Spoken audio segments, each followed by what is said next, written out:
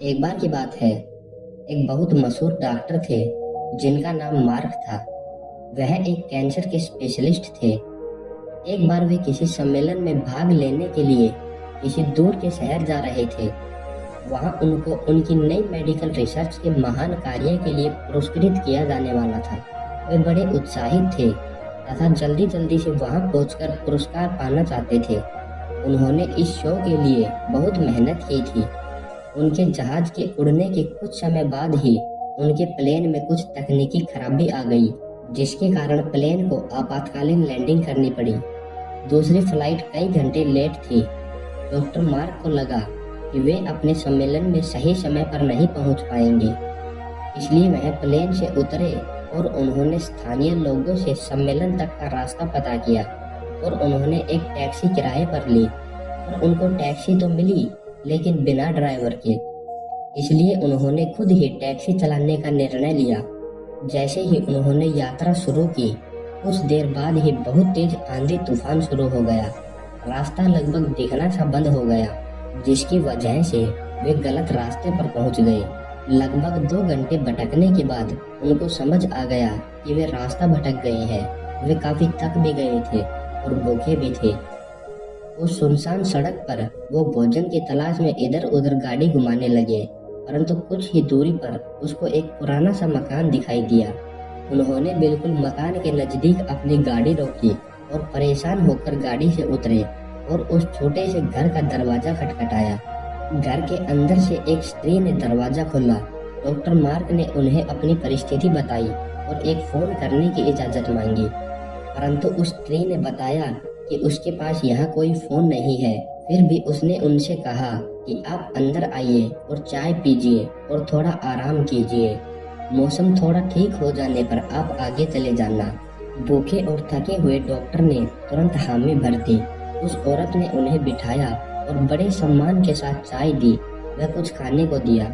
साथ ही उसने कहा, आइए खाने से पहले भगवान से प्रार्थना करें और उनका धन्यवाद कर दे। तब डॉक्टर मार्क उस स्त्री की बात सुनकर मुस्कुराए और बोले, मैं इन बातों पर विश्वास नहीं करता, मैं मेहनत पर विश्वास करता हूँ। आप अपनी प्रार्थना कर ले।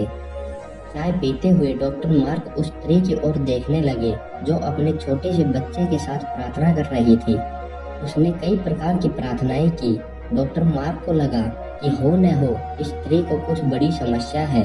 जैसे ही वह औरत अपने पूजा के स्थान से उठी तो डॉक्टर मार्क ने पूछा, आपको भगवान से क्या चाहिए? क्या आपको लगता है कि भगवान आपकी प्रार्थना सुनेंगे? उस स्त्री ने धीरे से उदासी भरी मुस्कुराहट के साथ कहा, ये मेरा लड़का है और इसको कैंसर है, जिसका इलाज मार्क नाम के एक डॉक्टर कर सकते हैं, लेकिन मेरे पास इतने पैसे नहीं है कि मैं उनके पास उनके शहर जा सकूं, क्योंकि वे दूर किसी शहर में रहते हैं। यह सच है कि भगवान ने अभी तक मेरी प्रार्थना का जवाब नहीं दिया, लेकिन मुझे विश्वास है कि भगवान एक न एक दिन कोई रास्ता जरूर बना देंगे। वे मेरा विश्वास टूटने नहीं देंगे। वे अवश्य ही मेरे बच्चे का इलाज डॉक्टर मार्क से करवा कर इसे स्वस्थ कर देंगे। डॉक्टर मार्क यह सुनकर बिल्कुल अवाक रह गए। कुछ पल के लिए वे खामोश से हो गए। उनकी आंखों से आंसू गिरने लगे। वे अपने मन में कहने लगे, भगवान बहुत महान है। और उन्हें अपना सारा घटनाक्रम याद आने लगा।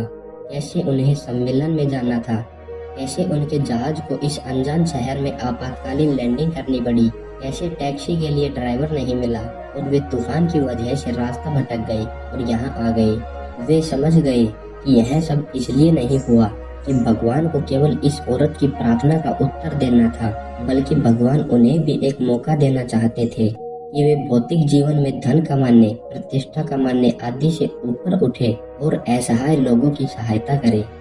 वे समझ गए कि भगवान चाहते हैं कि मैं उन लोगों का इलाज करूं जिनके पास धन तो नहीं है, लेकिन उन्हें भगवान पर विश्वास है। उन्होंने उस स्त्री को सच्चाई बताई और उसके बच्चे का इलाज करके उसे बिल्कुल स्वस्थ कर दिया और वे असहाय और गरीब लोगों का इलाज फ्री में करने लगे। दोस्तों, एक छोटी सी कहानी जिसका सार हमें समझाता है कि कभी भी भगवान से भरोसा नहीं तोड़ना चाहिए और दूसरा, जितना हो सके हमें दूसरों की मदद करनी चाहिए। बल्कि आप चाहे किसी भी मुश्किल में हो, चाहे आप पर कितनी भी बड़ी मुसीबत आ जाए, आपको कभी भी भगवान के ऊपर से भरोसा नहीं तोड़ना चाहिए।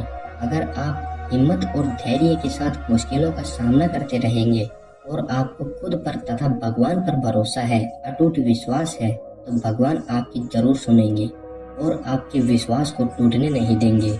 चाहे थोड़ी देर जरूर हो जाए, लेकिन वो आपके लिए कोई ना कोई रास्ता ऐसा बना ही देंगे जिससे आप उस मुसीबत से निकल जाओगे।